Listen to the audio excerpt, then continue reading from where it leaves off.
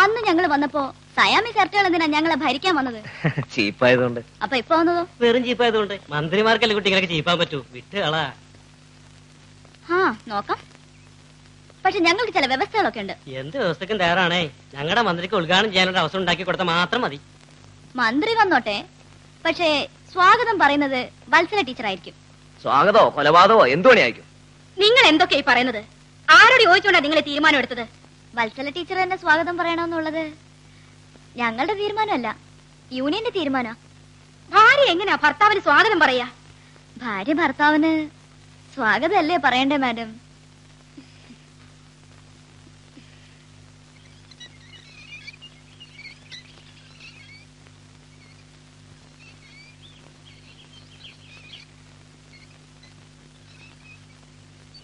Golden jubilee ആഘോഷങ്ങളുടെ ഉദ്ഘാടനത്തിന്റെ തയ്യാറെടുപ്പുകൾ എവിടം വരെയായി?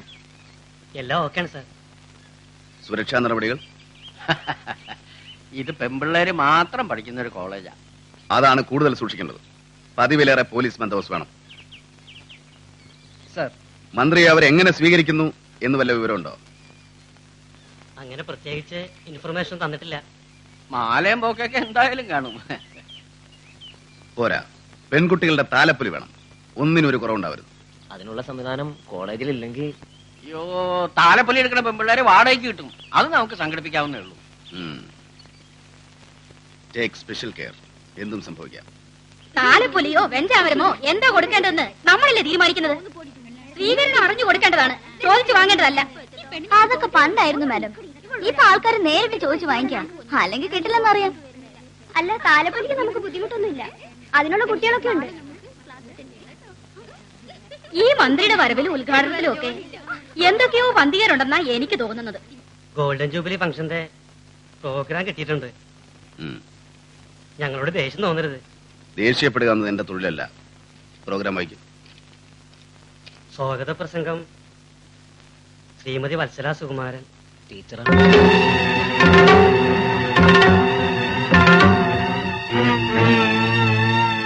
ഇതാരുടെ ആസൂത്രണമാണ്? കോളേജിന്റെ തീരുമാനമാണ്. പ്രോഗ്രാമിൽ എന്തെങ്കിലും മാറ്റം വരുത്താൻ പറ്റുമോ? അതുകൊണ്ട് ആദ്യമേ ദേഷ്യം തോന്നരുന്ന് പറഞ്ഞത്.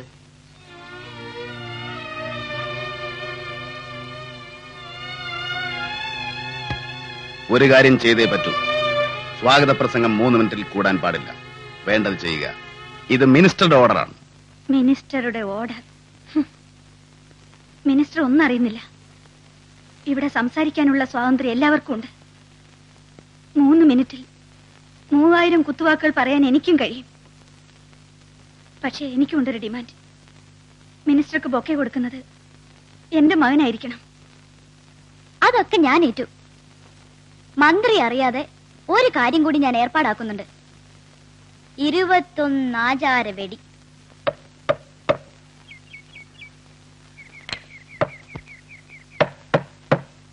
മന്ത്രി കോളേജിൽ കാലുകുത്തുമ്പോ ചെവി പൊട്ടുന്ന രീതിയിൽ ആദ്യത്തെ വെടി പൊട്ടണം. ചെവിയും കണ്ടും കണ്ടുകൂടാത്ത നിങ്ങൾ വെടിവെക്കണ്ട. നിങ്ങൾ വെടിവെച്ചാൽ മതി. അയ്യോ, അത് പറ്റത്തില്ല. അച്ഛൻ ജീവിച്ചിരിക്കുമ്പോ ഞാൻ വെടിവെക്കുകയില്ല. അച്ഛന്റെ അച്ഛൻ ജീവിച്ചിരുന്നപ്പോ അച്ഛനും വെടിവെച്ചിട്ടില്ല. കുടുംബപരമായിട്ട് ഞങ്ങൾ അങ്ങനെ. ഒന്നും പേടിക്കണ്ട, അച്ഛൻ സമയത്തിന് വെടിവെച്ചോളൂ. നോക്ക്, മമ്മിയാണ് പപ്പ. മന്ത്രിയെ സ്വാഗതം ചെയ്യുന്നു എന്ന് മമ്മി പറയുമ്പോ മോൻ ബൊക്കെ കൊണ്ടുവന്ന് പപ്പയുടെ കൈ കൊടുക്കണം. ബൊക്കെ എവിടെ? ആ ബൊമ്മയാണ് ബൊക്കെ. നല്ല ഗൗരവത്തിൽ ചിരിക്കാനേ പാടില്ല. പപ്പ ചിരിച്ചാലും മോൻ ചിരിക്കരുത്. ബൊക്കെ കൊടുത്തിട്ട് തിരിഞ്ഞങ്ങ് നടക്കണം. നല്ല ഗൗരവത്തിൽ. നോക്കട്ടെ, ചിരിക്കാനേ പാടില്ല. മതിയോ മമ്മി?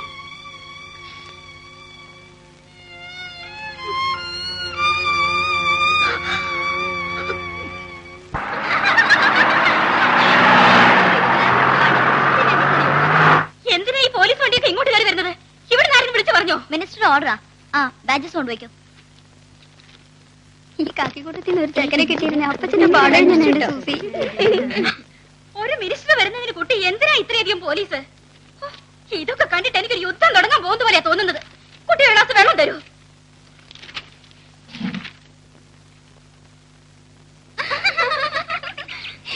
മേഡം വരുന്നേ സൂക്ഷിച്ചൂടി വെള്ളം ചോദിക്കും. എന്താ റോസിലി ഇത്? 4 മണിയെന്ന് പറഞ്ഞിട്ട് സമയം 5 കഴിഞ്ഞു. ഞാൻ അപ്പോഴേ പറഞ്ഞതാ മന്ത്രിയും രാജകുമാറിനും കോളേജ് ഫംഗ്ഷന് ക്ഷണിക്കണ്ടെന്ന്. ഞാൻ കുറച്ച് വെള്ളം കുടിക്കട്ടെ. മേഡം ഭയങ്കര ചൂടിലാണല്ലോ. പോയി വെള്ളം കുടിക്കരുന്ന്. ഇത്രയും വയസ്സായ മാഡത്തിന് അറിയില്ല ഇനിയും രാഷ്ട്രീയക്കാർക്ക് സമയനിഷ്ഠയില്ലെന്ന്. തീരുമാനങ്ങൾ മാറ്റാത്ത ഈ മന്ത്രി എവിടെ പോയെന്ന് അറിയില്ല.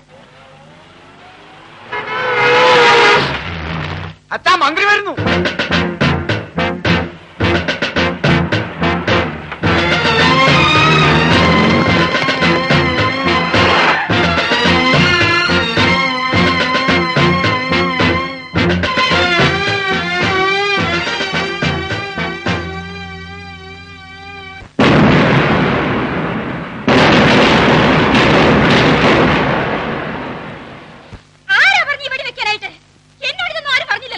ഞങ്ങളോടും പറഞ്ഞിട്ടില്ല വെടിയുടെ കാര്യം. ഓർക്കപ്പുറത്താണ്.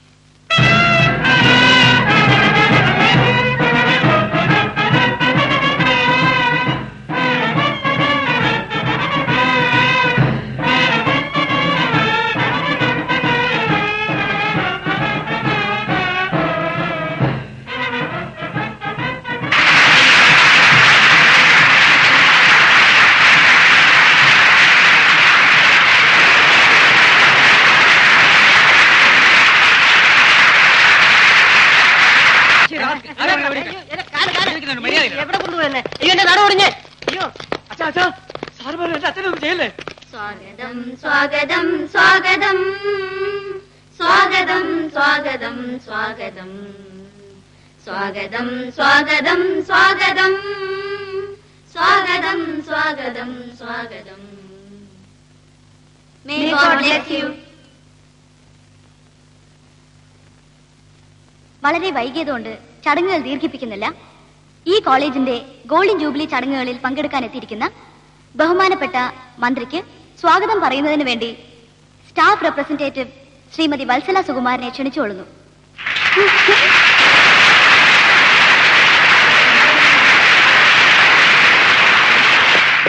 മന്ത്രിക്ക് മന്ത്രിയുടെ പെമ്പറന്നൊരു സ്വാഗതം പറയുന്നു. വാ.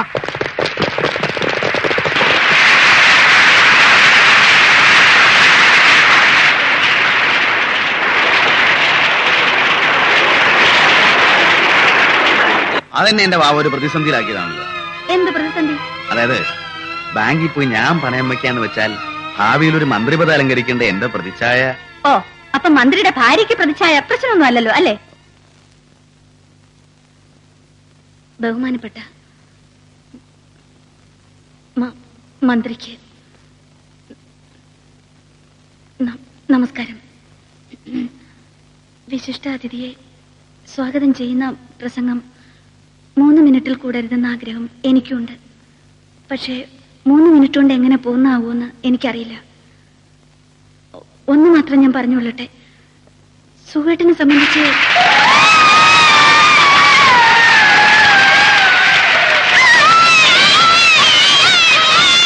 ക്ഷമിക്കണം.